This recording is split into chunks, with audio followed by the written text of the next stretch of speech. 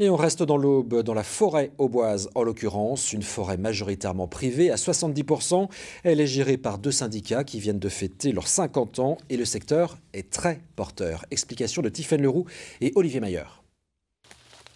Quand il entend dire qu'une parcelle pourrait se vendre, Pierre-Yves Jam en évalue le potentiel.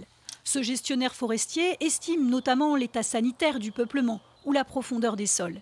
La forêt attire beaucoup de nouveaux investisseurs épris de nature et intéressés économiquement. Aujourd'hui, il y a un attrait très important pour l'achat de bois et il y a plus donc de demandes que d'offres. Dès qu'il y a une forêt qui est intéressante, il y a potentiellement plein de monde dessus.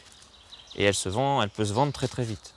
Le prix moyen des parcelles augmente régulièrement. Il varie entre 1 500 € et 40 000 € l'hectare. L'accessibilité est un point important. Or, elle est souvent très compliquée car la forêt auboise est morcelée. Au Pivort, près de Chaours, les micro-parcelles sont légion. La parcelle est là, hein, et il y a 40 arts. Voilà, et elle va jusqu'à 223 là-bas. La mairie et la région ont construit une route pour faciliter la vente de bois, mais... Beaucoup ici n'ont jamais vendu. Beaucoup ne savent même pas ce qu'ils ont dans leur parcelle.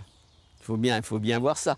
Quand on a retrouvé nos 170 propriétaires, on en a retrouvé, je dirais qu'on en avait une quarantaine de propriétaires qui étaient décédés. À Saint-Thibault, la maison de la forêt privée veut mobiliser davantage de petits propriétaires. Il s'agit de les rassurer pour les sensibiliser. D'abord retrouver leurs parcelles et être sûr qu'ils sont chez eux, parce qu'il ne s'agit pas d'aller couper les bois du voisin, c'est assez fréquent. Ensuite, c'est les aider à choisir les arbres, parce que la sylviculture doit rester mise en œuvre. Il ne s'agit pas d'aller dans les parcelles et les raser, donc on essaye de faire une sylviculture vertueuse. Et ensuite, on sécurise l'opération, on organise des appels d'offres pour qu'il y ait de la concurrence entre les acheteurs et être sûr qu'il y ait le meilleur prix pour ces gens-là. Pour mettre en rapport les vendeurs et les acheteurs, le groupement champenois veut également lancer d'ici 6 mois un portail internet.